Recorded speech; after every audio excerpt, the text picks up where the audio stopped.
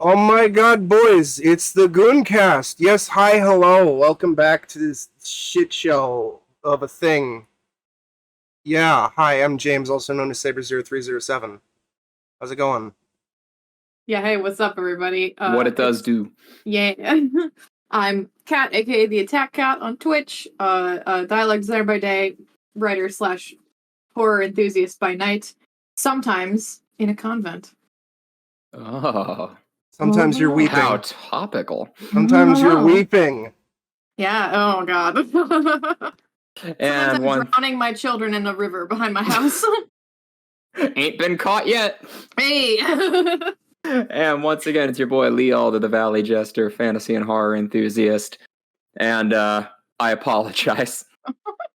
I'm so sorry, ladies and gentlemen. So, if you're not interested in the topics of this particular episode, you can blame Kat and myself, because she suggested the first one as a joke. Yep. And then I forced it upon us, and also suggested our second film. So, yeah, what are we talking about? We're gonna talk about a filmmaker we really like, and a couple films of his that we really, really don't like. I don't even know. Well, they're not even his films. He just executive produced them. Yeah, to his credit, it's just like the universe he made, and they're like, we want to keep milking this, and he's just like, all right, I'm a producer, I guess. Yeah, you could slap my name on there for extra bingos. Yeah, we're here to talk about The Nun and the Curse of La Llorona. Oh boy. Yeah. Riveting. Oh boy. Yeah, I had seen both of these films before we watched them together, and hated both of them. But I found The Nun to be funnier, and so therefore I suggested it to the Goon Squad. I'm glad you did. Yeah. So, I guess, do we want to kick it off with The Nun? Because I think we probably have more of a mixed bag for it, or do we? Let's. I think maybe a quick overview of our James Wan / Conjuring verse exposure. Ooh, okay. Good idea. Do you want to go first? Yeah, I'll just get mine out of the way. I'll save a good deal of my admiration for Wan's earlier work when we do our top 10 horror films episode, because he will have representation. Oh shit. But I adore James Wan as a writer and a filmmaker, and he hit a great stride starting out with, I'm tired of all the metaverse bullshit, all the interconnected universes and everything. But as far as the Conjuring verse went, it started off okay. Mm-hmm. And I think Conjuring, the first one, as like an isolated thing, it's kind of the same way I always saw. As an isolated singular film, it's fucking great. Mm-hmm. And then, to lesser degrees, I think Insidious is all right. And then the Conjuring sequels. The second one started to lose it a little bit. The third one is absolute dog water that we've got an episode on. You're welcome to go back and listen to that one. Yeah. Thankfully, he had nothing to do with that outside of once again slapping his name on as a producer. Yeah, but he birthed this thing. He did. He's not getting off scot-free. Oppenheimer didn't launch the missile. Look, it's not his fault he keeps making horror franchises that studios then turn into dog water. It's true. What I'm saying is we need more things like Dead Silence. Yeah, where's our Dead Silence expanded universe? Oh my god. Film per puppet. Yeah. Oh my god. So, in short, I love the majority of James Wan's work and artistic direction, but this whole Conjuring cinematic universe it went off the rails fast. Mm-hmm. And it's drawing way too much positive attention to the absolute fucking carny that is Ed Warren. Yes, absolutely. The P.T. Barnum of the Catholic Church. Yep. Listen. Zach Baggins is carrying his torch, all right? Zach Baggins is the new P.T. Barnum. I cannot argue with this. Yeah, holy shit. So tell me, do you want to go? God, can you imagine like how many people have put those two together in their minds? I think it numbers among the like tens. Can you imagine? And they're all Gooncast listeners. Yeah, exactly. Can you imagine 20 to 50 years from now when we're getting Conjuring-esque movies about Zach Bagans' career? Oh, yo. Oh my god. No, wait, I'm on board. Yeah, actually, that sounds kind of amazing. I want James Wan to write, direct, and produce a like Phasmophobia movie with Zach Bagans as the main character. Like 90-year-old James Wan. Yeah. Oh yeah, old as fuck. Yeah. So yeah, that's where I stand. I guess for me, in regards to the Conjuring stuff, I really like the first two, slightly less the second one because of the obvious rewrites and reshoots that made the third act far more bombastic in introducing the fucking nun. And the nun. Because like one of the things that kind of like irks me about Ed and Lorraine Warren, you know, they're fucking charlatans or whatever. They do kind of seem like nice-ish people in some of the interviews I've seen of them, and like some of the people talking about them, they seem nice-ish or whatever.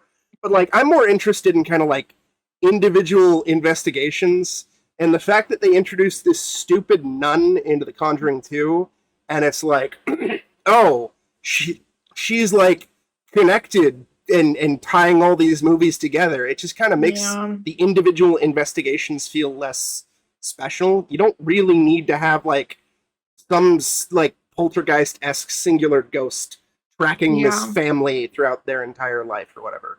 For some reason, everyone wants their Thanos, even when it just like really doesn't work in every, like, we don't need a horror movie Thanos. We just, you know, if you had just individual movies of the Warrens investigating various demons or ghosts or whatever, that could have been much cool. Stronger. That'd be super neat. So yeah, I like the first two movies. I hadn't seen The Nun or La Llorona before last week. I have not watched any of the stupid Annabelle movies, and the fact that Annabelle had her own trilogy before the Warrens had a trilogy was fucking funny. And Conjuring 3 is one of the most repugnant pieces of shit I've ever goddamn seen. So I went into these movies with very little expectations, especially based on what I had heard. Yeah, but absolutely. We do love us on the Gooncast some Malignant. Yes. Oh yeah. Yes. Oh yeah. Yes. So yeah, to jump off that, I have kind of always had a bit of a love-hate relationship with James Wan, because I think my introduction to him was probably the one that like most people were introduced to him, which the first Saw movie. Oh yeah, it's great. Yeah. Obviously, very well written, very nice movie. Spawned a kind of not great franchise, but you know, there's some hits in there. Listen, major misses, but some hits. For me, that franchise is golden all the way through until you get to Spiral. It's not good gold. It's like fool's gold. It's not good gold. I love how stupid that franchise gets. Because it gets preposterous and ridiculous and silly and dumb. Tobin Bell is great. Exactly. Donnie Wahlberg is always a gem. Yeah, Tobin Bell really carries a lot of the franchise. Yeah. But ultimately also it's just kind of like they're schlock, and they're kind of not trying not to be schlock, and that's what I dig about them. But until Spiral happened. Yeah.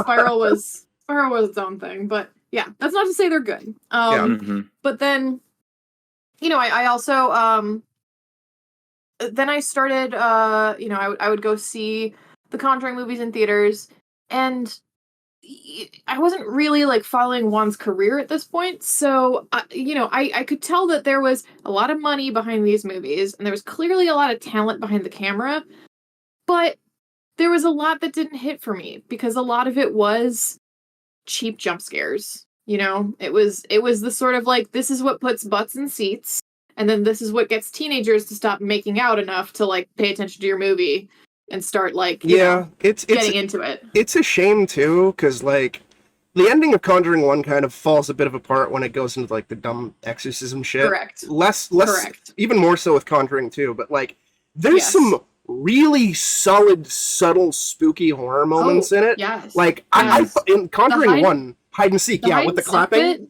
yeah. So good. I mean, obviously, like, it's one of those things that it was in the trailer, so it was kind of spoiled, but man, it was, I mean, there's a reason it was in the trailer. It's pretty iconic. And God, what the fuck was his Bill Wilkinson, like his ghost shit in Conjuring 2, where it's like she turns off the TV and you see his reflection in the TV, and then she turns around and he's not there. That's solid. The Crooked Man was genuinely great, especially knowing after the fact that it's like, that's a real super tall, lanky human. It's like, that's really fucking cool. But then the nun shows up and does CGI ghost face and screams. Yeah, exactly. But then basically, like, after a couple of those, I saw Dead Silence on Netflix. And I was just like, holy shit, I love this stuff. And then I was like, wait, this is the same guy that does all of these, like, you know, huge budget, but really kind of like for the masses horror. And I was just like, okay, he's got something. Maybe it's not what the studios want all the time, and maybe it's just him giving it what the studios want. But a lot of times, he's got something. He's got you know, just knowing that, like, not only does he has an eye for movies, and he also has a storytelling sensibility that I really gel with when he's allowed to just, like, cut fucking loose. Yeah, it's a quote Cordry FX, who I referenced at the start with the fucking, oh my god, boys, it's the nun. He is an ideas man. And his ideas are normally really, really, really good. He may get attached to stuff where it's like more big budget studio stuff where he has less control. But, like, at the same time, like, even with Conjuring 1 and Conjuring 2, where it does devolve into jump scare shit, like, the camera work in cinematography is strong. And the performances he gets out of his actors is strong. Yeah. Especially when you have A-listers like Gooncast favorite, Joey King. Yeah, hell yeah. 4 years before her appearance in the masterpiece Wish Upon. Hell yeah. Exactly. You know what? Conjuring 1 probably put her on the map, so we really do have James Wan to thank for everything Joey King. it put Joey King on the map in our hearts. Yes, it did. 100%. But then, I am never one to not watch a shitty horror movie on streaming services. So, you know, at some point, The Nun popped up somewhere. I watched it. At some point, La Llorona popped up somewhere. I watched it. The Nun, there's like one scene in The Nun that I remembered extremely distinctly, and it was the scene that I convinced you guys to watch by saying, like, there's one scene I need you all to see. And we'll get into that, but but yeah, I think James Wan is great at the heart of everything, but a lot of the stuff that kind of, like, comes out of the movie, like, you know, that the studios are like, oh, this worked. What if we just do it, but without paying, you know, James Wan to be the director? And it's like, doesn't it? Yeah, you know, not quite. Yeah, it's. Yeah. What if we made an entire trilogy about some stupid doll that does nothing? I was gonna say I have seen those movies, and they're something. Oh, I can imagine. In fact, you know, to continue our James Wan train, I'm thinking that at some point later down the road, we should all go through the Annabelle trilogy together. Oh my god, we should. Absolutely. That would be great. Yeah, absolutely. It's been a very long time since I watched those, so I can tell you I barely remember anything about them. Because nothing really happens. Yeah, it's a stupid. To my understanding, it's a stupid doll who doesn't really do anything, and then all of a sudden, some blackout demon thing turns out to be big bad, and then they like scare it away. I believe it goes into hibernating or something. This sounds right. Yeah. I have vague memories of one that's like a period piece in the 70s. I have vague memories of, like, you remember the scene in the second Conjuring movie where they did the nurses that had her for a bit, and they talk about that. Oh, that's the first movie. Is that the first Conjuring movie? That's how the Conjuring 1 opens. Yeah, so they expand on that scene in one of the Annabelle movies. I don't remember which one, but I think the first Annabelle movie, because the Yeah. second one is an origin story of the stupid doll. yeah, that's the 70s period piece one. And Yeah, and then the the third third one has the the daughter Warrens. of it's the daughter of the Warrens, like And I heard it turns into getting babysat and it's- like it's just yeah. Goosebumps. It is Just an Goosebumps, R-rated absolutely. Absolutely. Yeah, actually it's exactly like that because it's very much like, oh, my parents have all this spooky shit, and then we unleash all the spooky shit. Yeah, and it's like, oh no, we gotta get everything back in its cabinet before my parents come home. Goddamn kids messing around with black magic. Goddamn spooky dead kids. Speaking of spooky dead kids, let's talk about The Nun. Man, I love The Nun when it was called Vampire Hunter D. Yeah. Yeah. So yeah. I didn't hate The Nun nearly as much as I thought it. I kind of liked it. There's a lot of elements where I think in the hands of a better screenplay, like if they retooled elements and made it its own standalone thing and didn't try to like force it to shoehorn into the opening of Conjuring 1, it could have worked pretty solid. And also maybe add in some fucking rules so the nun is like so she's not just Freddy Krueger. Yeah, because the nun, her shtick is she'll appear and stand there menacingly, and then spooky shit happens. Like literally anything. She can like manipulate reality or something. It's basically Freddy Krueger dream logic, but like in the real world. So it doesn't make any goddamn sense. Yep. And all of her characters kind of turn into idiots whenever she's around. Yep. Like, oh man, I know we need to stick together, but let's all split up because we see spooky shit. Yep. Like, it's yeah. So the one scene from this movie that I remembered very, very distinctly was we have of course, this director understands setup and payoff, so this doesn't come out of nowhere. It very clearly shows us, there are bells on all the graves, because sometimes when you were buried, like back in like the 1800s, 1700s, whatever, you weren't really dead, and then it was, oh shit, like how do we not accidentally bury people alive and murder them that way? So you have a little bell to ring on the grave. Yeah. And at one point the main characters are this older priest who visits the CGI Vatican and then has to go. Excuse me, the CGI, the fucking Catholic CIA.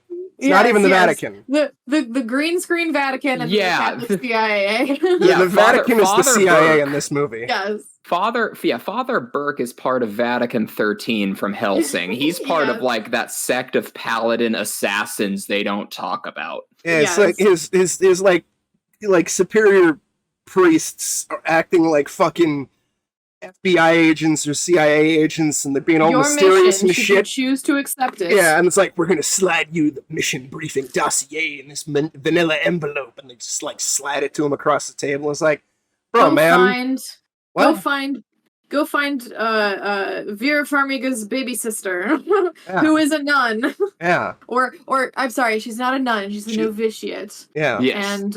And take her to Romania and figure out why this one nun in this one convent killed herself, because we're pretty sure demons are involved. Yeah. Because a nun will only kill herself when demons are involved. Okay. Yes. This impetus for a plot is fucking wild. Yeah. Okay. I understand that like they're playing the Catholic angle of like, okay, suicide is the ultimate sin. So for a nun to do that, it's like really, it's a really bad look for the whole group. But at the same time, wouldn't this just be something that the Mother Superior would deal with and then like talk to the Vatican? Why is the Vatican sending its like super exorcist assassin to go look into things? See, exactly. And I will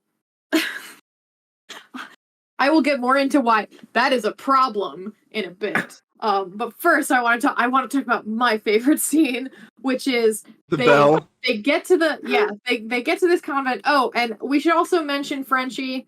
He sucks. Fuck Yeah, Frenchie. I okay, don't want to so- talk about So Frenchie. hold on. French. He's I'll the talk about worst. Frenchie. He's God Okay. damn it. he's a French Canadian who's in Romania, and he insists that people call him Frenchie. And it's like Mhm. nobody calls you Frenchie. This is dumb. This is real dumb. And he's Mhm. like, they give him like all the stereotype, like French stuff, Mhm. where he's like a suave ladies He's like man. an oversexed, Yeah, but it's like, oh, but I'm French Canadian. And It's- he's so painfully undersexed. Yeah, Yes. it's ridiculous. He's that kid who like gave himself a nickname in high school. Like, you know the Yes. one. He'd walk around the hallways between math and science wearing a Naruto headband and swears that everybody calls him like Slade. It's like, Yeah. no one calls you Slade, Yeah. Danny. Yeah. and for context, for Cat's Bell scene, Father Burke had an excellent. They literally, because again, as Kat said, this director understands setup and payoff. But by setup and payoff, what she means is they reference something, and then immediately in the next scene, it comes into play. Yes. Most of Yep. the time. So Yep. Father Let it Burke, cook. Father Burke will gives his like tragic backstory of a failed exorcism with a little boy. Mhm. The little boy died because demons. All right, Yep. Kat, talk about the little boy and the bells. Okay, so basically, like, the nun, because again, she operates under dream logic for some reason. The nun manages to trick Father Burke into like splitting up from God, I don't know, I don't remember her character's name, but Irene. Farmiga's character. Irene, thank you. He splits up from her and from Frenchie, and he's like basically reliving the failed exorcism, and then he ends up getting like tossed into a coffin in like an open grave. Like literally tossed. Yeah. It's kind of like you know, again, it's Freddy Krueger logic, so she Yeah, just like yeet the manipulates. priest. Yeah, she manipulates him into fucking like, you know, getting bopped into this coffin. And then the camera zooms out, the dirt like covers over the top of like the coffin, like, you know, again, Instantly. dream logic doesn't make any fucking sense. Instantly covered with like grass and shit, like it's not been disturbed in ages. And then it zooms out and you see that the tombstone has his name on it. Yeah. And it's just him screaming and ringing the bell, and it's the best fucking And scene then in the movie. And then it pans up, and there's Robert Englund, and he says, "Time to take a dirt nap, bitch." It's great. Exactly. My And to the movie's credit, they then kind of like, you know, the nun kind of manipulates Irene into thinking that like all the bells are ringing, so she can't just like find him by the sound of his voice. Now, okay. But As far as Valak's power, yeah. I'm willing to let them flex the idea that Valak is very powerful. He's this very powerful demon, and maybe the extent of his power right now is that since the nuns are like containing his evil to the abbey, like as long as you're within the cursed ground of the abbey, he has power. Okay, but establish a list of things that he can do. Also, please explain to me why he feels compelled to constantly stay in the form of a nun. Mm-hmm. Now, like, if he's doing that to blend in with the nuns Yeah. and, like, freak their shit out, okay, we've established he's done that in the past. Which is what they literally said in the movie. They're like, he's shape-shifting and manipulating us into thinking other things are happening, or like that he's one of us kind of thing. Like he's Right. trickster.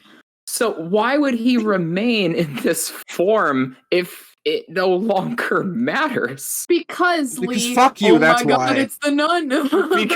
because merchandising. yeah. Yeah, exactly. My favorite thing about the nun, and I realized this after rewatching Mr. GG's review of the nun, is the fact that every single time the nun appears, there's like this ominous Gregorian chanting, almost as if like it's like a WWE entrance theme. She's like about to walk down the hall with the title belt or something like that.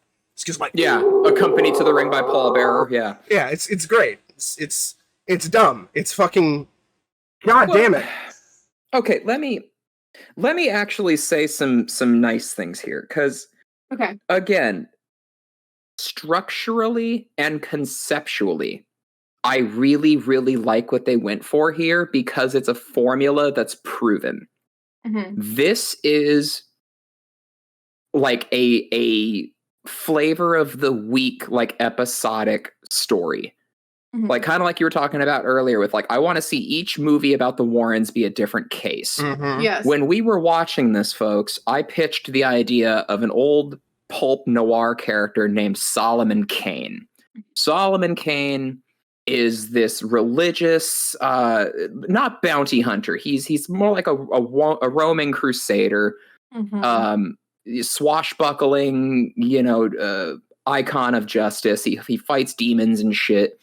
I mean, and also he's a product of his time, so he fought a lot of colored people. Bear with me here. Anyway. Jesus Christ. So the idea of you got Father Burke, who is the seasoned exorcist paladin with a past that he can't escape. He accidentally killed a child while performing an exorcism because it was kind of a brutal exorcism. Like, I need to go back and watch it, but I think if you pause it, there's a few frames where he's beating this kid with a set of jumper cables. And then you've got Sister Irene, who has a personal attachment to the site of the haunting. So again, there's a Vampire Hunter D thing going on. D shows up to fight evil, touches base with the person who's going to be his sidekick for the episode, who already has a pre-existing involvement with the plot. And then you throw Frenchie in there because you need the character that can kind of bring some levity. And, if D is going to be the stoic hunter, then you need, in the case of D, you need his left hand who just talks shit all the time. You need Frenchie. Okay, here's your formula. Now have all three of them survive every movie and have them fight a different creature each time.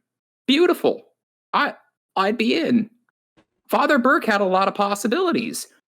He was always carrying around like a big briefcase full of sacred armaments and tools. He didn't fucking use any of them, but theoretically, he was a jack of all trades. And there you go. We don't need to tie in all this shit in the Conjuring verse. We don't need to have the Nun as the big villain. Maybe, fuck it. Maybe have Valak, but just have the first scene with him, being the nun to make us realize, oh shit, as a viewer, that's the demon from Conjuring 2, and then have him do new different shit. Whatever. But it was just so forced to try and make this new idea part of the Conjuring universe.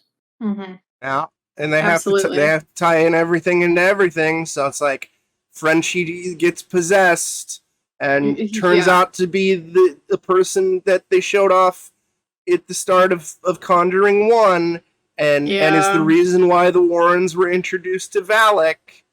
My god!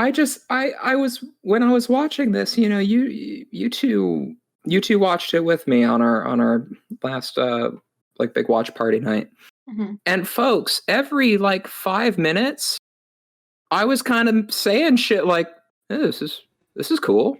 Yeah, hey, not bad.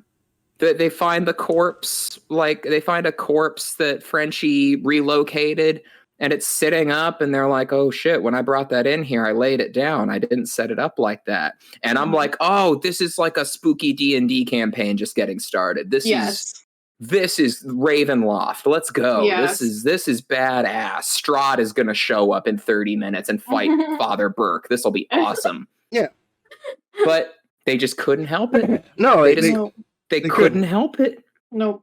And they kept doing silly, stupid shit Father Burke likes puzzles, so he keeps dropping puzzle references every 10 minutes. I'm okay with him having a quirk, but that's so dumb. Yeah, and then they also had to stick in action movie one-liners every now and then. The nun at the end is like, "You can't do nothing, Frenchman," and he's like, "I'm French Canadian," and then saves the day, and it's like, come on now. And then there's also the quip where Frenchie shows up with a shotgun, but like doesn't shoot the thing, and then Father Burke's like, well, next time use the shotgun. And you're like, ha ha ha ha. Yeah, it's okay, this is a Marvel movie now. I don't get it. And then Valak goes, diplomatic immunity, and Frenchie shoots him and goes, oh, it's just been revoked. Yeah, it's like the time for prayer comes later. Right now is the time for action. Cock shotgun. God damn it! It's considering how bad I heard this movie was. It wasn't nearly as bad as I wanted or expected. I wanted this to suck ass. I did, honestly. Yeah. I wanted to have fun ripping into it, and I did have a little bit of fun with it, but like... I feel like it rides that line of, like, it's not... So, like, you know, I think I was definitely expecting, like, anger-inducing, like, fun, you know, where it's just, like, you're just so mad at it, but, like, that's Axum. part of the... Exactly, Axum, or Fear Street, or... the fucking no, I'm not even gonna put Texas Chainsaw in that because I did not have nothing enjoyable. I didn't remind Lee. It was your fault this time. but you know, like this one, like it's not boring bad. It's like kind of fun, cheesy bad, where like you're almost like, you guys almost got it. There's things in here that could have been good if, you know, if James Wan had directed it, it probably would have been fun. Yeah. For me, this falls into the terms of this falls into the idea of disappointment for me, because like it surprisingly had potential to either be actually something that was schlocky fun, like Malignant, or like genuinely a neat idea. Or it had potential to be like really, really, really, really stupid and like entertainingly bad. And it goes back and forth. And then there's also like a lot of like stupid, boring shit in it as well. And it's just like, I wanted it to be either really like so bad it's good, or like genuinely schlocky fun / good. Yeah. It was kind of neither for me. I think I want to say it was Lee, but I know it was one of you, mentioned that like Father Burke, especially because by the end of the movie, like he gets like an eye scratched out or whatever. That was Lee. Yeah, I wanted him to have an eye patch. Yeah, and like imagine there's just like an eye-patched priest roaming the countryside dealing with like demonic possessions, and that's your fucking franchise. That would be amazing. I'm in. Yeah. Like so fucking deep. Like play the angle of him being part of, you know, the Vatican's get shit done order. Yeah. You know, like my version, like I'm already gonna start writing shit because this inspired me. Like have him walking around with like a cane, because like maybe that, you know, past exorcism tragedy left him like injured, but it's a fucking blessed silver cane sword that he fights monsters with. Yes. Yeah, there you go. Go full schlock. Holy shit. Make him more Paladin Alexander.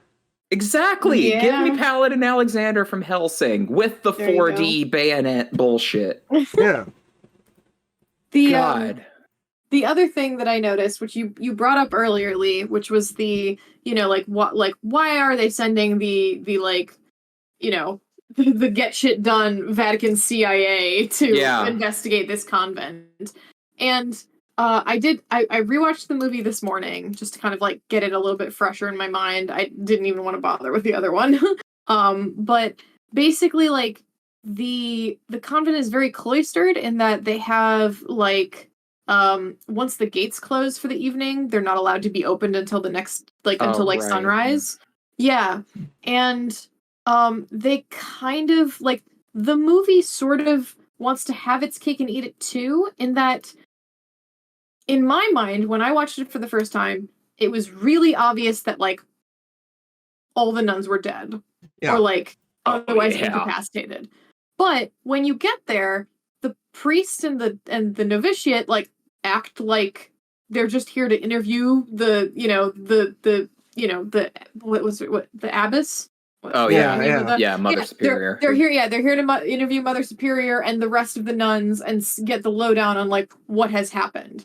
But like the movie also makes it very obvious that there's something very wrong with like all of the nuns, and I'm like, yeah, they're all dead. That's Yeah. why they're sending chief exorcist like so and so over here. Yeah. When they framed the abbess as just a black veil, Yeah, and and she's just like, James and I are like, okay, we're She's not arguing even over there. like she's either a No one's corpse allowed or to leave. or the shroud is empty. Yeah, exactly. Yes, And also, yes. And then she exactly. was both. also Yes. too. Yes, exactly.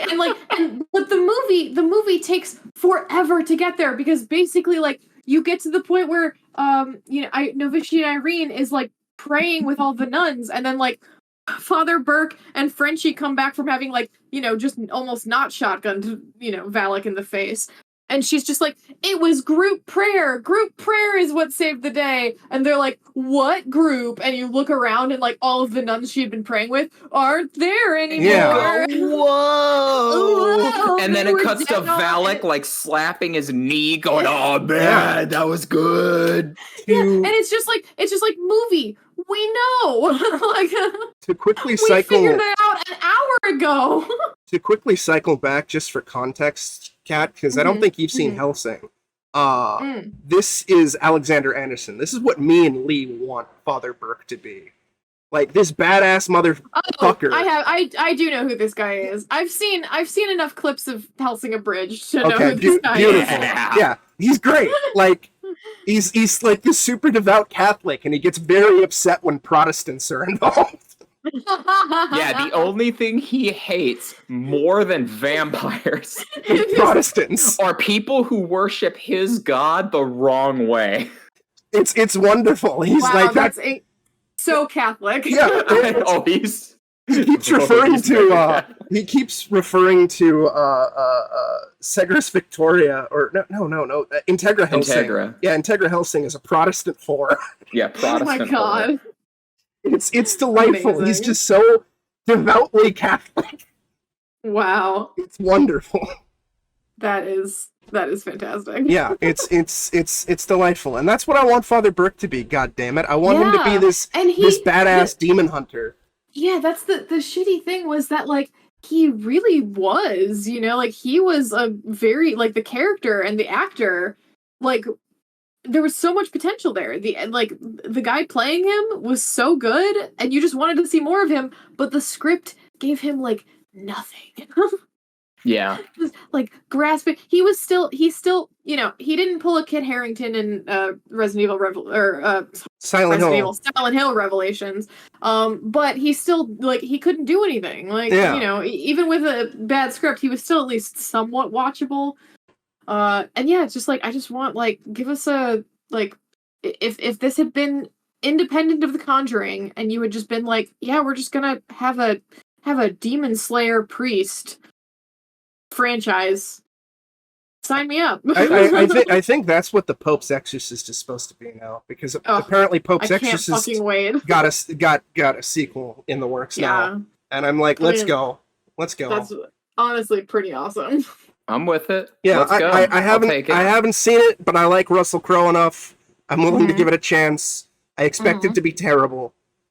I mean, I'm super down Yeah. for it to be Russell Crowe because it's actually in the way my headcanon visualizes this kind of thing. I want the priest to be old.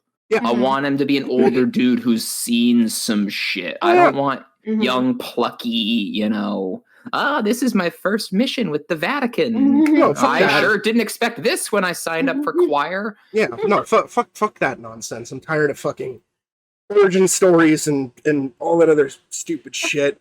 Like, I don't need the origin for fucking every goddamn character. Like, I would not be Pedro surprised. Pascal.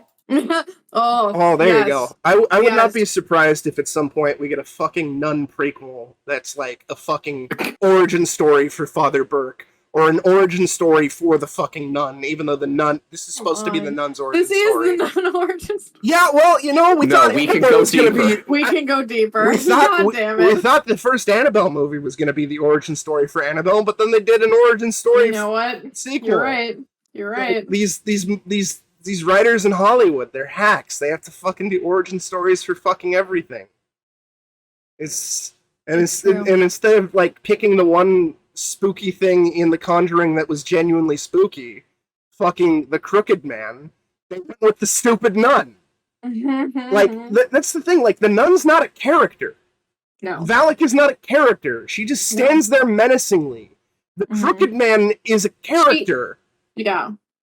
But the problem is, she had a very distinctive look, which, like, the Crooked Man, for as interesting as he is Slender Man. Sure. But the nun was like a unique thing that they could brand and milk the shit out of. Sure, but when has that ever stopped studios? When has that ever stopped studios, though? No, it's just that between the two, they were like, this is the one we should go with, so that Marble Hornet's YouTube channel doesn't sue us. Fuck you, Warner Brothers. Get sued by Marble Hornets. It's all creepy. They couldn't even sue him anyway, because Victor Sarah Jones, Slender Man. Listen, all I'm saying. There's going to be a lawsuit over the nun. I'm sure some asshole drew a picture of a spooky nun like 20 years ago and is going to sue Warner Brothers over it. Oh my god. I wish, god damn it. Fuck the nun. Alright, fuck the nun. But also kind of watch the nun. Yeah. It's free, so you don't have to that's my weird pay kind any of money for it. like. Well, it's free if you have HBO Max. Sure. It's free on a streaming service. I guess that's my weird summary to round that one up is, man, this movie's like really underwhelming, but just enjoyable enough that I would recommend you go watch it.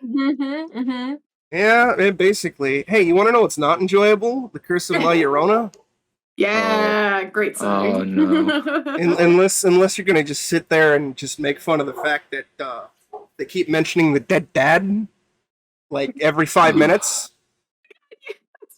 Oh god. The running joke of our watch party was every time Linda Cardellini like opened her mouth, she was reminding somebody about her dead husband who was a cop. Yeah, can somebody take this one? I don't want to talk about this fucking movie. All right, so basically, this piece of shit. For those who are unaware, La Llorona is like part of Mexican folklore. She is a woman, I think in the 1800s, maybe earlier, who married a man and they had 2 kids. And then one day she caught her husband cheating on her, and in like a bout of insanity, drowned her 2 kids in a river. And then when she came to her senses, she was really sad and distraught that she did that.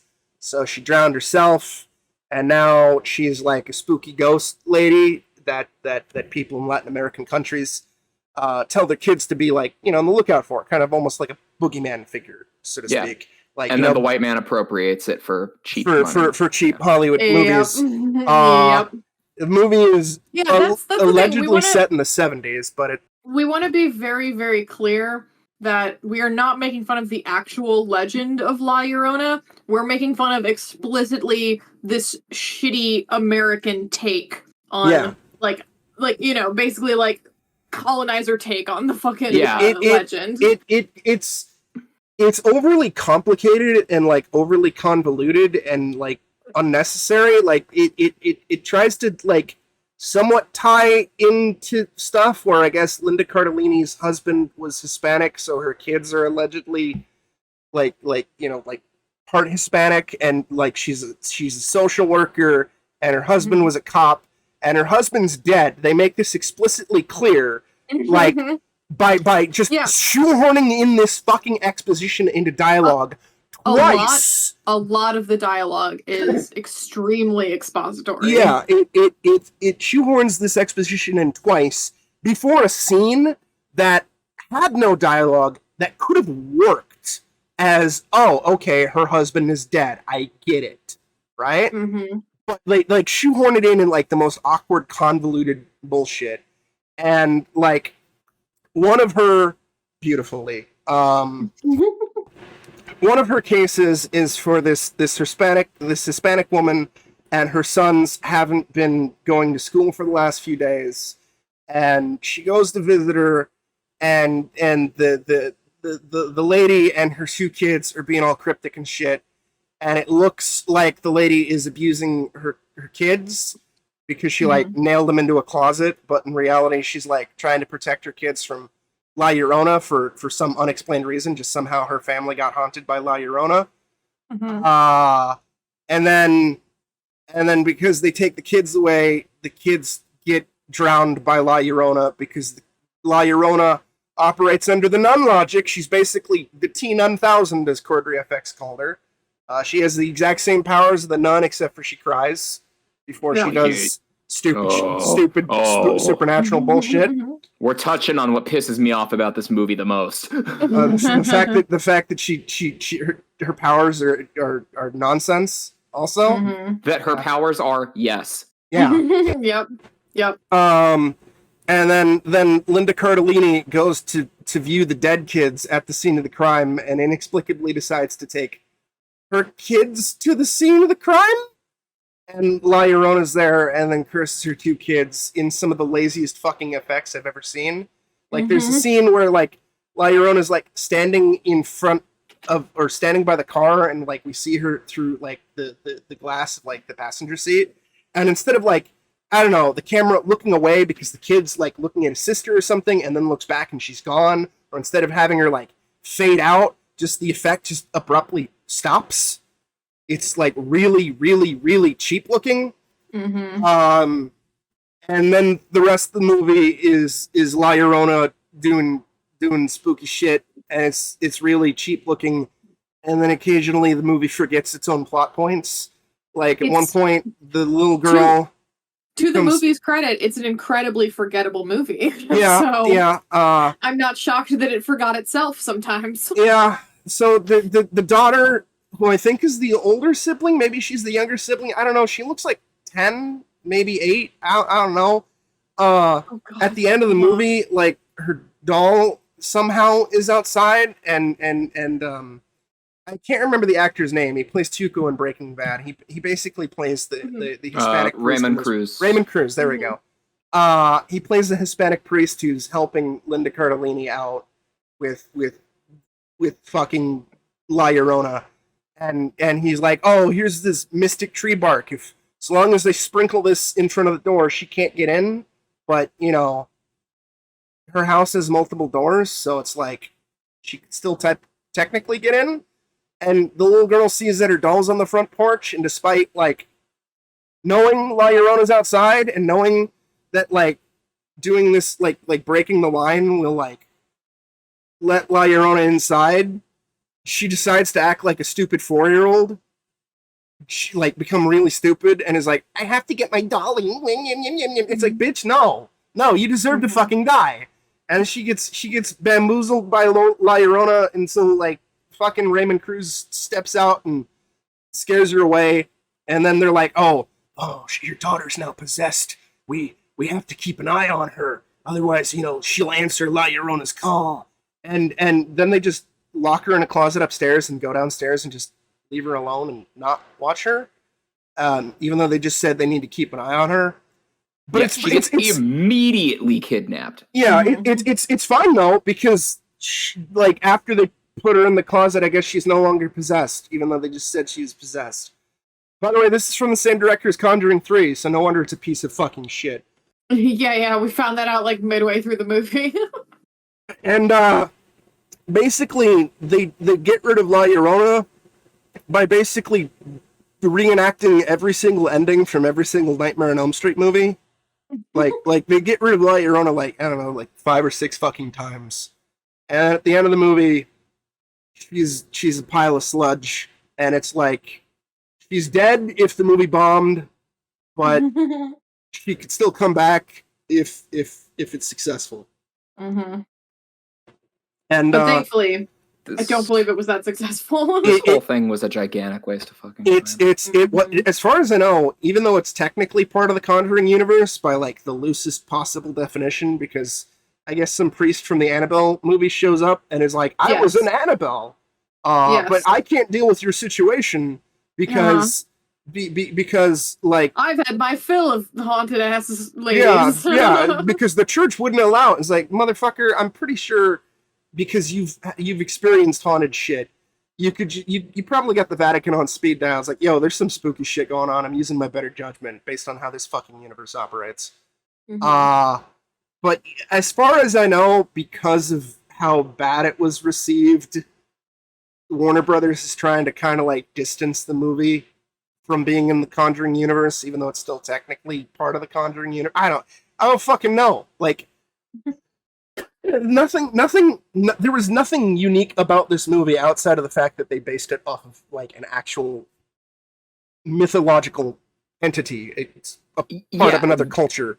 This is what irritates me so much. They took an established piece of folklore that kind of already has its rules defined. We know what this character does. She lures children to water and drowns them and then takes them away from their mothers. Okay.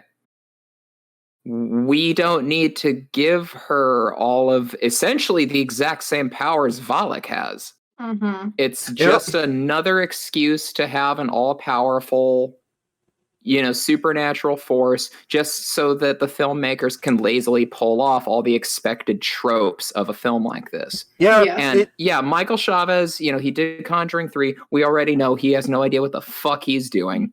The pair of writers behind this movie, Mickey Daughtry and Tobias Yakonis, they're a team of writers. They did another film together called 5 Feet Apart in the same year as Curse of La Llorona, which is an award-winning movie about 2 teenagers with cystic fibrosis who fall in love but can't have physical touch with each other.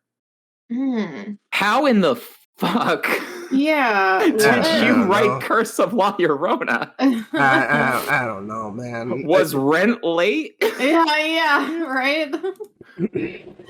But, okay, I want to give out about my favorite trope in these movies. So, like in The Nun, we had Father Burke. Okay, so in this one we got Raphael, who's played by Raymond Cruz, fucking Tuco from Breaking Bad, who I'm sorry, once you play a character like that, I don't see the actor anymore. Yeah, I see your most iconic character. I still always see him as fucking Dane Chavez from fucking Clear and Present Danger. So it's like I'm torn between that, where he calls himself a sneaky bastard.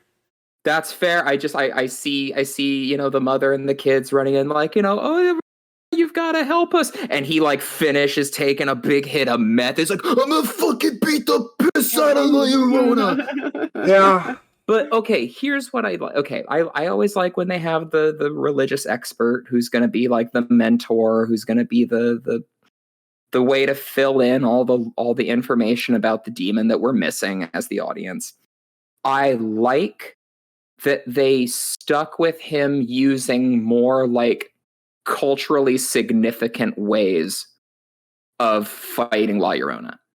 So like, every time we've got The Conjuring or a movie like it, it's usually like a Protestant or Catholic expert. So it's always the cross. It's always, reading from the Bible. It's always, the holy water. It's always the same tools. And Raphael rolls up and is like, I'm going to rub some fucking eggs on the door, and the bloodier the yolk, the closer evil is. I'm like, okay, let's start playing more with that. Get all of these other cool, like culturally significant ways to try and fight the evil. I'm going to be honest, I don't even remember the egg scene. I think that was when I was deep in Photoshop mode and I checked out. Oh, it was actually pretty cool. He took eggs and rubbed them over the house, and even the mom calls it out like, what the fuck are you doing? And then he says, like, how bloody it is. Yeah, the bloodier the yolk, the more centralized the evil is in that area, and then the eggs explode into black shit. Yeah. Okay. Was I'm cool. on board. And then but then it just same old shit. Yeah, exactly. Same old shit. Yeah, exactly. I liked that it wasn't, a conventional approach to, the religious, I like that her husband was leader dead. Character. We love that her husband was dead. it's that because even after it gets brought up like 8 more times. I also got to mention one because this movie is incredibly forgettable to me. I've seen it at least twice now, and I just like I can't be bothered to care. But one of the lines of dialogue that we called out as especially hilarious was there is another social worker, another caseworker, who's kind of a bit of a rival to like Linda Cardellini's character. Oh yeah, social worker rivalries. Yeah, and at one point, like, you know, like Linda Cardellini's kids, they're like, you know, maybe you're not a fit mother, maybe we need to take them away. And this her rival social worker is the one who's like making the call, and she's just like, I never wanted any of this to happen. And all of us were like, wait, so the rivalry extends to like literally wanting to like take the other woman's children away at some point? It's not like I ate your sandwich out of the fridge at work, like, oh, I'm gonna get you for this. No, I'm gonna steal your fucking children. And we literally said, what if instead of that line, it was, she leaned in and was just like, I've been waiting for this day. It'd be beautiful. It'd be beautiful. Your species disappoints me. Oh no! We said we wouldn't. We're saving it. If you know the line, you know it. We're not even going to mention what we're referring to. We're saving it for a special Gooncast episode. No idea what you're talking about. Yeah, I don't know what you're talking about. No idea what you're talking about. No idea. Okay, so the other thing is we did want to. There are apparently good La Llorona movies, or at least there's one good La Llorona movie. There's one good La Llorona movie, and there's about 98 other but shitty La Llorona movies. But this is Colombian, actually. It's Colombian. Okay, yeah. But it's Spanish language. Yeah, right? Spanish language. It's a 20. And it's actually like cares about the actual mythos of it. We were going to watch it as like a comparison, and then we just said, "Fuck it." Yeah, it's hold on. Let me bring it up. Yeah, it's a 2019 movie. Oh, it's Guatemalan. Oh, yeah. It's a Guatemalan movie. My mistake. Okay. Yeah, I've got it here. It is based. It's loosely inspired by some actual real world history stuff. Yes. Where it's about like the trials of a like a former president or former dictator. like a warmonger who like genocided. Yeah. Holy shit! This won a lot of awards. Yeah. No, this is supposed to be really good. Yes. It's a slow burn psychological thriller that has like La Llorona more as a metaphor. Yeah, so we should actually watch it in like not with these two pieces of shit. Yeah, you know what I mean? Yeah, no, this actually looks fascinating. Not to be mean to the nun, because it's not as big of a piece of shit as La Llorona, but like they're yeah. And then there's also like a bunch of because through Mr. GG after the Curse of La Llorona, he wound up kind of doing a video series where he watched a bunch of different La Llorona movies. And there's a lot of them that are even far worse than this one. Like they're just like almost asylum level garbage. And CORDZ FX has done some similar stuff too, where there's like the Conjuring ripoff universe, as he likes to call it, and then there's also like the Ouija ripoff universe and the fucking paranormal activity ripoff universe, which is mostly like the paranormal entity movies and stuff like that. I gotta make a confession. I don't know if I've made it on the Gooncast. Paranormal Entity's fucking great. I heard it's bonkers. Oh my god! I fucking unironically like it more than Paranormal Activity. Okay, so we gotta watch it. I don't think I've ever seen it. It's fucking wild. It's pretty bad but insane. And then that sounds awesome. That sounds exactly up our alley. I'm down. And then there's also Put me in, coach. It's 70% like so slow burn you start getting bored, and then 30% at the end is just like, all right, let's crack our knuckles and have some fun. It's from the Asylum Cat. So oh fuck yeah. Yeah, and then there's also like that whole franchise, to my understanding, is they took a bunch of completely unrelated movies and then just slapped the label Paranormal Entity on it. Like the Paranormal Entity 2 is basically imagine Grave Encounters, but worse, and they're investigating the John Wayne Gacy's house. Oh, so we're watching it tonight. Got it. Yeah, it's a wild thing. Yeah, there's all sorts of like really cheap knockoff movies of these different things. Mhm. And Oh yeah, I've seen a ton of the ones that came to streaming services because I would just it's like I had Netflix, I had Amazon Prime.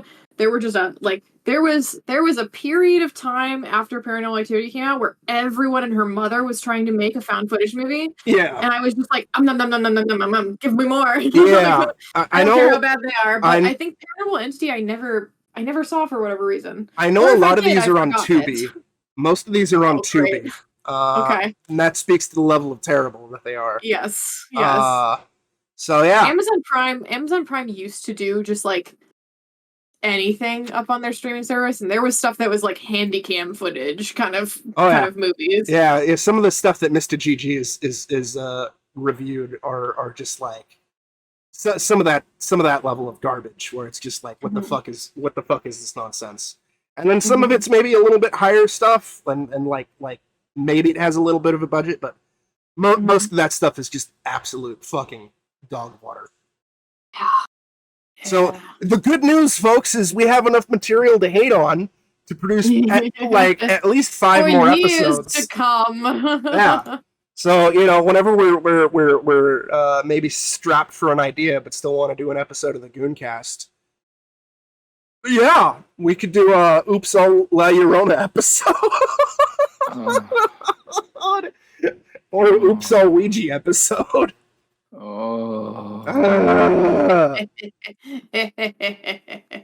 Cat's gonna be happy until we. Cat's like, now we're cooking with gas. Yeah. Yes. Welcome to my universe. Yes. It's gonna be great. Pain is the coin of this realm.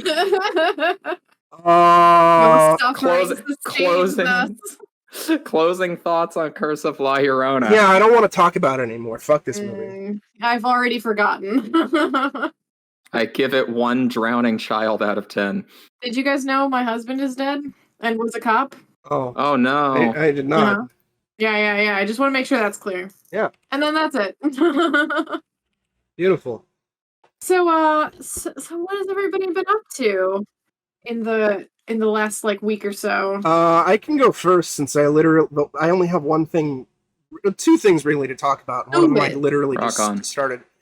I'll start with the good thing first. For whatever reason on YouTube, I got recommended some weird videos about nuclear accidents and stuff like that, and I was like, fucking whatever, let's watch this stuff. And it's from a YouTube channel called Kyle Hill, and he's super into science and mathematics and stuff like that, and he has this entire video series called Half-Life Histories, where he's kind of exploring different nuclear accidents in depth, and he takes it fairly seriously. And it's discussing the aftermath and using actual science and mathematics and stuff like that, and discussing all this fun stuff. And then his other content is also super sciencey related, but he'll try to insert some jokes here and there to kind of make it more about levity and whatnot. But when it's something to much more serious based on a real world tragedy or whatnot, right? It's super straightforward, super serious, to the point. He's one of the few, to my understanding, YouTubers who when he went to Chernobyl to before the Russian-Ukraine war started. And he filmed more documentary type stuff and went in with actual other scientists and nuclear experts and treated everything with respect and care and super safety precautions and everything like that. He has this entire video on his channel about the dogs that live in the containment zone and how beautiful they look despite how rough it is for them. And it's it's a really fascinating YouTube channel. I really liked the content. I found it super interesting and fun. There's another instance where he was discussing how to showcase how the United States, they needed to test this type of nuclear weapon, right, in order to protect us from during the Cold War in case we're gonna get nuked. And the United States government technically nuked 5 U.S. soldiers Correct. to prove a point. And it's like there's an entire video on that. It's like, this is interesting. Yep. This is cool. There's a documentary on that as well, actually. Yeah, and it's that I've seen. Yeah. Oh, cool. Yeah, I am this specifically like nuclear accidents and like all the science behind that is something I'm very, very fascinated with. So I've done a lot of like reading. So I'm like, I've been listening to this. Like, please drop a link to his thing absolutely channels, because that sounds right up my alley. Yeah, I will. He also has like a video covering 3 Mile Island and like clearing up a lot of misconceptions about that, where it's like public perception is that this was a huge nuclear disaster, when in reality it was like, it was bad, but it was not like disaster level type stuff. Yeah. I'll shoot you a link, and I'll even include a link in the description of this video. Highly recommended stuff. And then the thing that isn't so good, that I literally just finished like a half an hour before we did the Gooncast. I watched Clerks 3. Oh, really? Yeah. I don't hate it. It's kind of disappointing, and wasn't really particularly funny. A lot of the jokes just really fell flat, and it's also surprisingly needlessly dark. I don't want. Interesting. Like, he has a heart attack or something, right? Yeah, the setup is it's like 20 some odd years after Clerks 2. Randall has a heart attack, and after surviving the heart attack, he kind of like wants to do a little bit more in his life. So he decides to make a movie based off of him and Dante. So the movie is almost like sort of like this meta movie about like the making of Clerks 1, and also like influenced by the fact that Kevin Smith actually had a heart attack, I think in like 2018. Right. And like there's some fun cameos and like some fun bits of like them recreating the first Clerks movie and everything like that. But it was a little too. I believe I heard this term first from the Cinema Snob. It's like reminisceploitation, where it's like exploitation about like reminiscing on stuff. Interesting. And it's not particularly funny. Like there's jokes. I just didn't really find any of the jokes funny. Like there's a character who's there's a new character who got introduced who's entirely based around blockchain, and it's like, this is dumb. This is going to be dated in a year already. Yeah. But it's, and I don't want to get into spoilers, but like it's a surprisingly heavy movie. Like even by like Kevin Smith standards, because sometimes he can touch upon like more serious topics, like Chasing Amy. Like the ending of Chasing Amy is fairly a bit of a downer and heavy and whatnot. I love the last third of Chasing Amy. Yeah, last third of Chasing Amy is fantastic, but like I'd say if you're like remotely interested in like the View Askew universe stuff, like definitely give it a watch, but kind of like temper your expectations. Like I was a big Kevin Smith fan pre-Tusk. I haven't seen Yoga Hosers, and I haven't seen Cop Out. But what do you mean pre-Tusk? But I liked all of his movies except for Jersey Girl. But nobody likes Jersey Girl. No, and I haven't seen Jay and Silent Bob reboot. But like I liked his humor, and I liked Clerks 2 despite it being like a years later sequel. It was fun. Actually, that is one thing I can say about Clerks 3. Rosario Dawson's back. She's not in it a lot. She's still fantastic, but that's to be expected. But yeah, like, if you're remotely interested in like that universe, give it a go, but like it's kind of mostly disappointing. Kevin Smith had one of the most brilliant ideas of like what if scenarios for the Marvel Cinematic Universe. Oh yeah. I want this idea to take off so bad. He was on a game show kind of on YouTube where they pitched him the question, you have to design like, the new big bad for Marvel. Who do you pick? And his idea was, okay, well, like since we've established in Marvel lore that the Norse pantheon of gods are like aliens, that opens up the other pantheons to being the same. So he wants the Avengers to fight Saint Michael the Archangel. With the 7 thrones of heaven. So like him showing up with Gabriel, Raphael, all the boys, and get Captain America and the right hand of God beating the shit out of each other. I'm like, that is brilliant. Absolutely throw money at that, please. Yeah. And then cast like Michael Shannon or something. Oh my God! Have Michael Shannon float down in armor with a flaming greatsword. How dare you? That'd How be dare you? So good. Oh my God! That he saves Man of Steel so much for me. I just want Michael Shannon in more things. As a scenery chewing villain specifically. Well, that he was fucking great in Bullet Train. Oh yeah, he was. When he shows up like as a better Vicious than Cowboy Bebop. Yes, he was. Holy shit. Like, give him long white hair and a katana, let him weave it up, and my God, he was vicious. It was fucking awesome. Oh my God. But yeah, that's good to hear, to keep my expectations low for Clerks 3, because I love the first one, and I think the second holds up just as well, but being a different kind of funny. Yeah. I haven't seen his movies in forever, so it's like I'm mostly going off of like nostalgia, but like I really liked almost everything he had done, like in that universe and everything like that, and I still say Clerks animated series is like one of the funniest fucking things I've ever goddamn seen. Dude. Yes, the episode where like right near the end they have the Korean animation team take over. Yeah. Oh exactly. My God.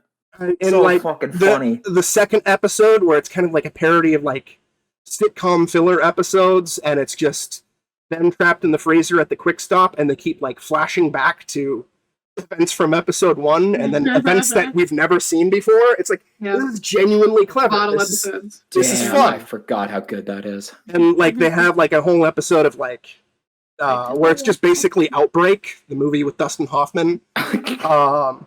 Alec Baldwin playing like the mayor of the town, and he's like this megalomaniacal evil person.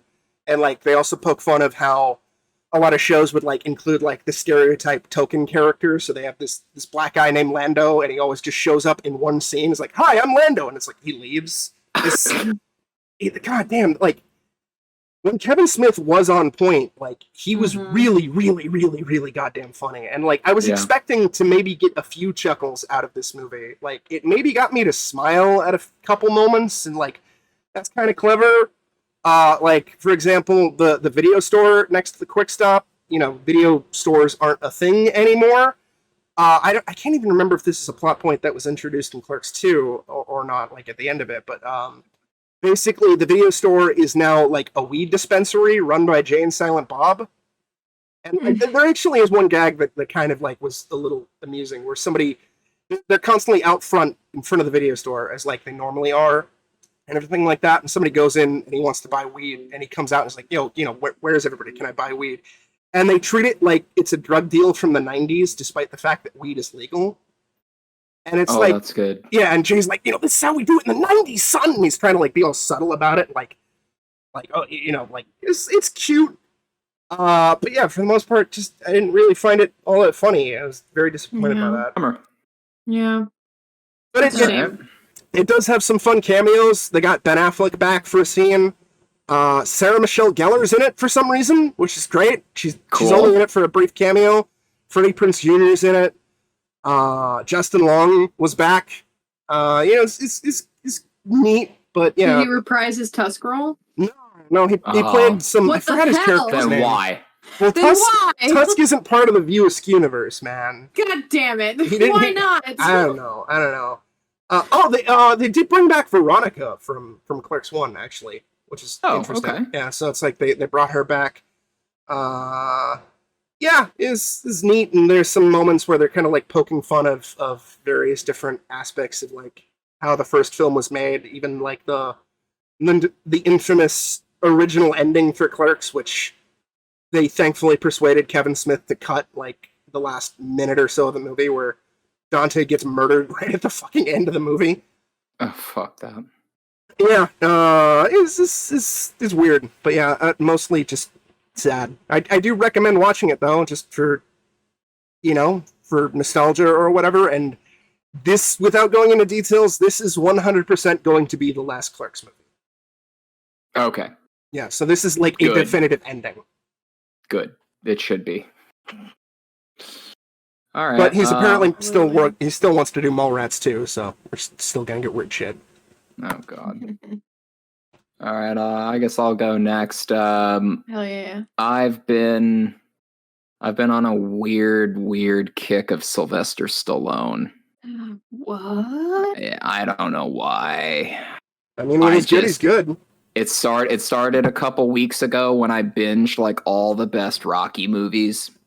Nice. And then I You mean found all of them but myself 5? basically. Yeah, actually. And then I caught myself watching all the Expendables movies. Oh. And now I've got myself kind of going like, I think I really like Sly Stallone more than I've ever let myself admit. Have you seen Copland?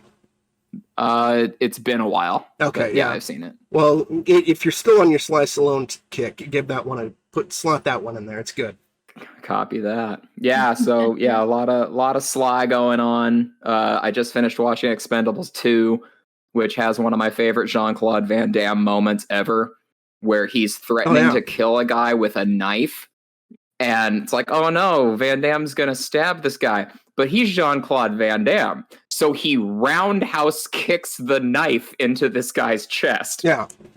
Because of course he does. I think you and I saw that in theaters. We together. saw that in theaters, and we popped hard for the roundhouse kick. Yeah, Expendables 2 is great. The first one was pretty disappointing, I remember, and I haven't seen the third one, especially because it was PG-13. Third's kind of the same. It's disappointing. Expendables 2 is one of those great cases of the sophomore movie being the best. Mm-hmm.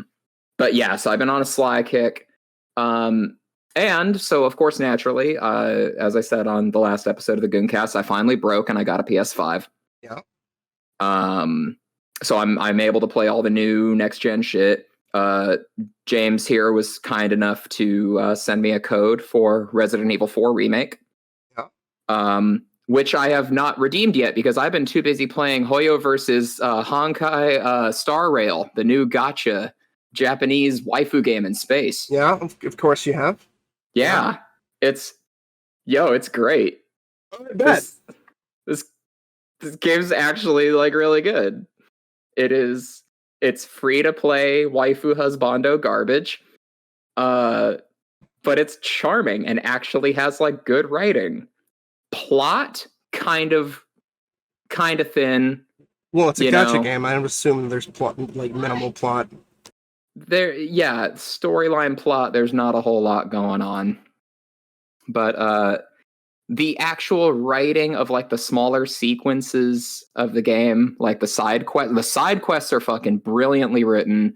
There's a lot of self-aware humor that's very much in the vein of Atelier Ryza.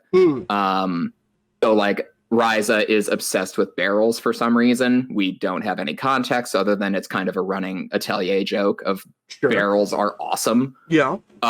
So the main character of Star Rail has this kind of attachment for trash cans. Kind of playing off of the joke of like, if you're playing an RPG, you are neurotically clicking on everything that is even remotely resembling a receptacle because you're looking for items. Yeah. And looting everybody's homes and shit. The game starts to address the fact that this might actually be like some psychological damage that your character has because it starts to treat your need to search trash cans as like a problem. And like some Disco Elysium shit will start to creep in where the trash cans start like talking to you about like searching through them. It gets fucking weird. Yeah, it sounds wild. But yeah, charming little game. I'm going the free to play route, so if people are gonna tune into me streaming this, don't expect me to be wailing, my fucking paychecks on pulling waifus. That's right. You dip. Despite I think the last couple episodes, like I'm never streaming again. Probably you're dipping your toes maybe back into those waifus. I do need those waifus. Yeah. Well, this is not a bad one for me to stream because it's such a casual game. I don't feel like I have like some moral obligation to continue Sure. streaming. Mhm, That's mhm. one of the reasons I'm very infrequent with it, is because I kind of get weirded out when I feel like I have a commitment to do it. Yes. Yeah, you don't want to where, fall into like, my trapping where you feel like you have a commitment to finish a game, and it's like, no, James, for the love of God, it's Exactly. Balan. Don't do this to yourself. It's like, but it was for the kids, James. Yeah, yeah. If James stops Exactly. doing it, Renzi starts crying. So we can't do that. We have to do. Sorry. So Renzi. this is casual enough that like I don't have a problem throwing this on a stream while I'm playing it, because it's just like grinding dailies and talking about waifus and husbandos. You know, There you go. my motto on the Valley Jester channel is heavy metal and anime titties, and baby, this brings the second one. So Beautiful.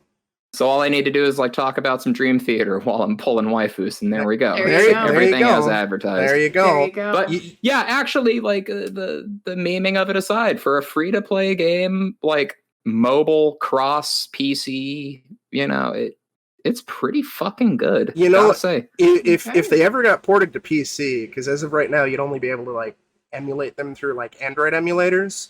You could dip your toes into Yoko Taro gacha games. That's dangerous. It's very dangerous. That's Oh, boy. dangerous. Yoko Taro doesn't need any more power over me than he already does. I was gonna say. He's got tons of power. And I love his explanation for why he got involved with gacha games. He's very upfront and honest because they make money. Yeah. God bless this man. Yeah. I love how brutally honest he is. Yeah, let me dig up this quote about Sinnoh Alice, which is his first gacha game. I'm sure you've already got this quote memorized. What was his explanation for the androids being hot? What was it? Just I like cute girls. Yeah. I like cute girls. Like, oh God, Yoko, you're the fucking best. Picture of you. God. So yeah, that's what I've been up to. Yeah, I've been completely ignoring the PS5 that I've got. Beautiful. Yeah, playing weeb shit. Okay, so I got the quote where this is his the first gacha game that he was doing, which is Sinnoh Alice, and the question was, Sinnoh Alice has a unique take on fairy tales with a twist as a dark fantasy featuring girls based on different fairy tale characters, and they must kill a lot to resurrect their author. What led to the decision of going with fairy tales as a theme? Yoko Taro's answer: I'm answering so many email interviews now, and this is my 77th question. I've gotten many questions asking about why I chose fairy tales for the game, so I'm pretty exhausted. So I'd like to quickly summarize my answer, which is I want a lot of money. Yeah. I imagine him answering all these emails, sitting at a desk with his laptop, with his helmet on. Oh yeah. Yeah, it's beautiful. See, I was imagining it like that Miyazaki meme where he's like smoking a cigarette and just like has his like head in his hands and is just like, I hate. Yoko Taro's got a mug of coffee and he sips it back into the mask and it just spills all over the smiley face. I believe there is footage of him actually like drinking something like through a straw through the mask at an interview. Oh my God. I adore the commitment. Yeah, it's because he's painfully shy and he hates how he looks and he doesn't want to see he doesn't want people to see how he looks. It's like, I adore this man. He's so upfront and brutally honest. Hey, he's doing the V thing from V for Vendetta. Yeah, exactly. There is flesh and bone beneath this mask, but it's not my face. Yeah. That smile. Yeah. That's the true Yoko Taro. So that's what I've got going on. What about you, Kat? Well, I have actually been pretty busy, so I got 5 things I'm going to talk about. Oh, shit. But I think I can kind of basically split them into 3 categories and kind of just rattle them off pretty quickly. Okay. Kat's categories, got it. Yeah. So, last Friday, Will and I went to a movie theater, and we watched Suzume. Which is an anime from I have it up here. Makoto Shinkai, who is a pretty famous anime director. Yep. He did Your Name and a bunch of other stuff. Yes. So I actually ended up watching both Suzume and Your Name because I'd never seen either of them. Will is not a big fan of Weathering with You, which is why we did not watch it, but I think I might end up picking it up anyway at some point. And basically I loved both films a lot. Or I very much enjoyed myself watching them. Yeah. Suzume for me, I think has some pacing issues. I think it works better as, like, if you view it almost as, like, a binged TV show than a film. Because as a film, it kind of has a bit of a, like, there's a bit of repetition in, like, the first half of the movie that gets to a point where you think the movie's almost over, and then actually it just starts the second half of the movie. Yeah, so it's kind of tricky there. Both films are fucking gorgeous. Like, absolutely beautiful. Yeah, I have seen Your Name, and it's a gorgeous movie. Yeah, I really liked Your Name. I thought Your Name was the better paced. It was like the tighter film. Yeah. And you know, I love good body swap movie. Yeah, the characters are really sweet. I think that's my younger brother's favorite movie. Oh, nice. Yeah. The romance angle was definitely better executed in Your Name. Yeah. I think Suzume, I think it focuses a little more on the... So, like, the thing about Shinkai is that he has, like, two themes he really likes. Boy meets girl, and also a disaster happens. Yeah. And so, like... And Will has said that, like, basically that's all of his movies. Yeah. And I am okay with someone being one note in that way if he's doing it the way Shinkai is, which is, like, he's clearly exploring these things. It's clearly a thing that he really, really likes. But he's not making the same movie over and over again. Yeah. You know what I mean? So Suzume still feels pretty different. So the premise of it is that, like, well, I don't want to give too much away, but basically, like, the boy in the Boy Meets Girl turns into a chair, like a toy chair. What? Yeah, and yeah, most of the movie is kind of spent, like, not only figuring out how to not make him a chair, but also figuring out how to together stop these disasters that are going to plague Japan. So it's a lot of, like, a travel movie in some ways too. Like, there's a lot of repetition of, like, go to a place, kind of, like, have a lot of slice of life moments with a local, and then have to prevent a disaster. And that happens, like, 4 times in the movie. I'm sorry. I'm stuck on the chair thing. And I'm just now picturing him saying to the girl, "Sit on me." Yeah, sit on me, senpai. Yeah. That does happen in the movie, but not in that God way. damn It's more of a she does it, and he's like, "What the fuck are you doing?" Like, it's more of a what's it called, yandere kind of situation of, like, I don't want this, but they're falling in love. But I think the romance is weaker in this one. Sure. But I do think that it hits more emotional highs because it focuses on kind of like it focuses on something very real. Would you say that the romance is a little wooden? Yes, I would. Also, I will say that Will was not as amused by, like, the chair antics, but it never got old for me. I always found it really funny. So I mean, as the creative geniuses behind Bed Centaur Boyfriend. Yeah, like, we gotta. Yeah. We gotta push this film. we gotta support this very, very, very niche yeah, exactly. romantic vein. I still want to turn that into a visual novel. This is how we should bill Centaur Boyfriend, or Bed Centaur Boyfriend. Once it comes out, it's like, did you like Suzume? Then you'll love. Yeah, like there's my boyfriend's a bed. So what? I like there's a big grouping of people now comfortable with, like, ooh, like, my kink is, like, I want to get fucked by a monster man. And it's like, okay, well, okay, now maybe there's some people who feel this way about an ottoman. Yeah. Yes. Yeah. There's an untapped market here at Lee, and we're gonna tap it. Yeah. Well, I mean, you know, you get people like being wrapped in the arms of their lover, and now you could sleep on them.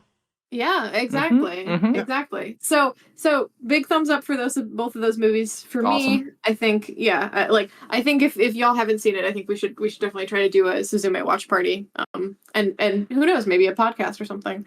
Then the next two things I'm going to group together are because they were in the vein of like horror movies that I had almost no expectations for, but still kind of managed to be disappointing in like fuck. not scratching any sort of itch. Oh. So that was VHS 99 and a little Shudder movie called Deadstream. Oh God, Deadstream! I watched that piece of shit. Did you watch that? Yes. Yeah, All right, let's talk fucking about Deadstream. sucked. Oh my god. Okay, yeah. So like I saw the poster for it, right? And I saw it's a horror movie about a streamer. And I thought, okay, I'll try this again because that was what, if y'all remember from my worst of list, that was effectively what Dashcam was, where it was like a Dashcam streamer going through a bunch of shit and she's annoying as fuck and you keep expecting that like, okay, she's annoying as fuck because they're gonna kill her off, because they're gonna like have her go through a bunch of garbage and we're gonna see her suffer and it's gonna be awful but also awesome, and then that never happens.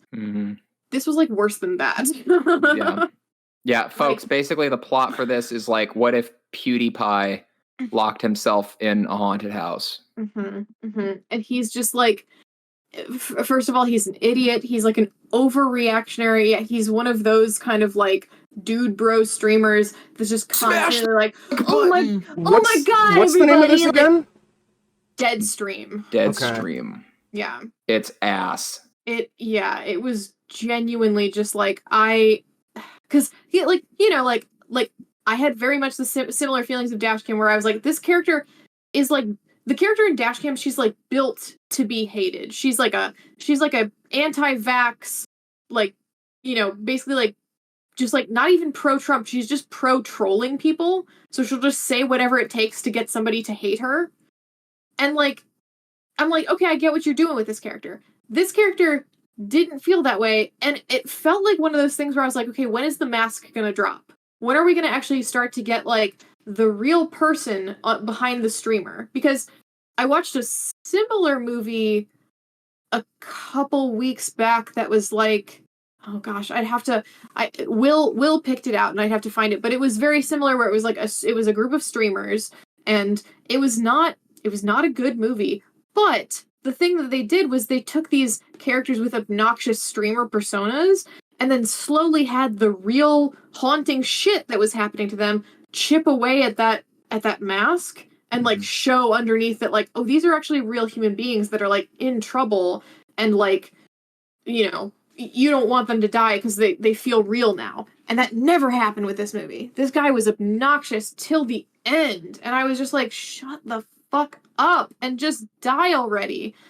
How does this have a 91 on Rotten Tomatoes? Because of morons, that's why. Yeah. People who like to watch Twitch streams that are just 90% screaming. I can't remember the name of it, but for a moment there I thought you were talking about this other movie that was actually made by a YouTuber that's a horror movie. I can't even remember where. I haven't seen it, but I thought I saw somebody review it, and no, this is an entirely different thing. That also sounds fucking terrible. No, although shout out to Markiplier for doing his feature-length horror release. Yeah, Iron Lung. Yeah, that's fucking cool. Yeah, and that's the thing is like the whole reason I picked up this movie was because I'm interested in horror movies that have a take on streamer culture.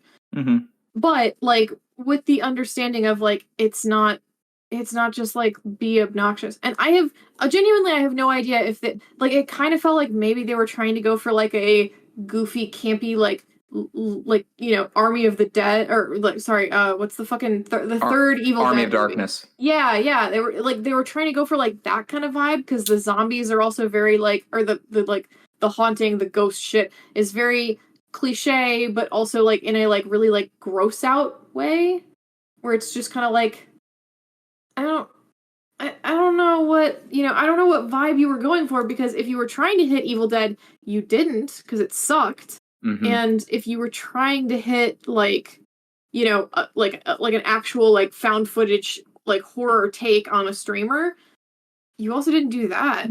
Yeah. I also found out afterwards that like I think that the director is also the star of the movie, and I was like, that tracks. Oh, so it's a passion vanity project. Yeah. Oh, So I was beautiful. just like, Sounds about right. cool. All right. Yeah. Yeah, I'm so- sorry you watched that. Yeah. But VHS 99 is the latest in the VHS franchise. And it also actually had very similar vibes where like a lot of the and obviously it's an anthology series, so not everything is going to be hits. It's going to be kind of a mixed bag of like, okay, some of the shorts are good, some of them are bad. This particular entry was just kind of meh all around. Like it was just very like, and there was a lot of very like gross out kind of like zombies with like exploding heads and goop flying everywhere and like melting faces. And it was just kind of like, okay, maybe it was because I saw it after Deadstream and I was just kind of done with that shit by then. But it just didn't. None of the shorts hit for me, So Bummer. I'm still gonna watch 85 when it comes out, because I do like the format, and I do like having kind of a franchise that's sort of like, because all of the different shorts in the anthology are directed and written by different people, so it feels very much like get some up and coming horror directors to show off their stuff, and I support that. And anthologies are usually a good way to throw the dice like that, because, if you watch a bad movie, it's an hour and a half you've just wasted. Yes. If you watch a bad anthology that had one bit with some good ideas, then you watched 20 enjoyable minutes of something. Yes, exactly. Which is how I felt about the previous one, where like the one that was like the Thai one, where they were like getting like, it was basically what's his face's factory from Resident Evil 8. Oh, Heisenberg. It was Heisenberg. Yeah, it was Heisenberg's factory from Resident Evil 8, but in Thai, and it was that was like the one good 20-minute section of the last one. But yeah, this one just didn't really have anything like that. It had some like interesting premises that just didn't really execute very well. So, but yeah. And then the very last thing that I wanted to mention, which maybe one or both of you have seen already, but this was something that my friend Mike, who I work with, who James knows, he recommended it to me, and it's called Gonjiam Haunted Asylum. I have not seen it, no. Oh, it's a Korean found footage movie. Yeah, it's a Korean found footage movie where it's a bunch of people trying to like do a live stream in a haunted asylum, and like it's very much in the vein of ghost hunting show plus actual ghosts, and it's really good. I think I did really see this one, and I did like it. Yeah. I dug it a lot. It doesn't do anything spectacular in terms of like found footage or haunted house, the haunted house genre. But it just provides a lot of really solid, interesting like scares and moments, and yeah, it was good. So thumbs up for that, and for all of Shinkai's stuff, thumbs down for 99 and Deadstream. Yeah, please, folks, do not watch Deadstream. Yeah, don't do it. It sucks. Beautiful.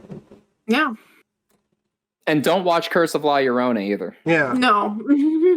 Actually, there's one last thing in terms of just YouTubers as well, of just like interesting stuff. I've also been watching a lot of Wendigoon lately.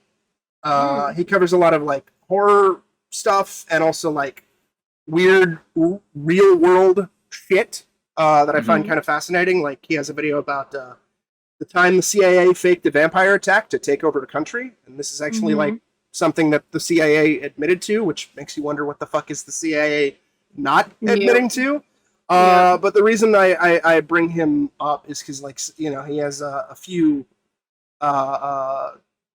videos that came out within the last month that are pretty fascinating.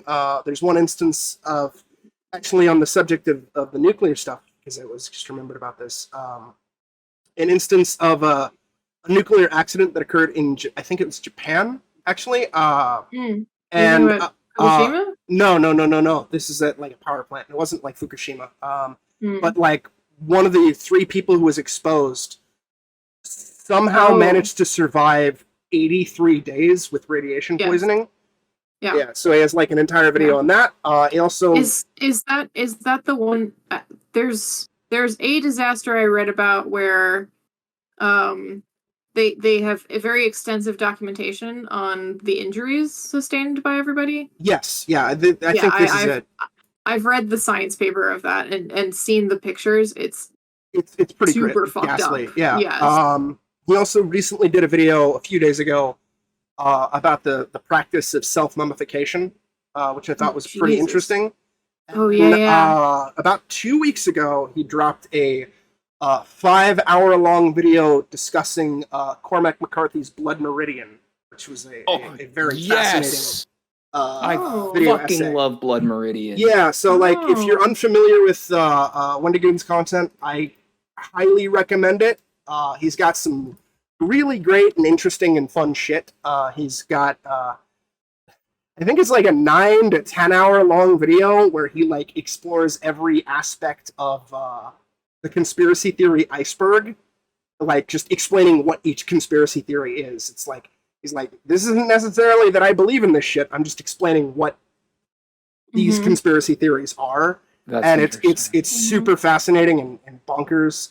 He also has another video about McCamey Manor, which is like one of those extreme haunted houses where it's basically just they waterboard you and kick the shit out of you for like 9 hours and call it a day.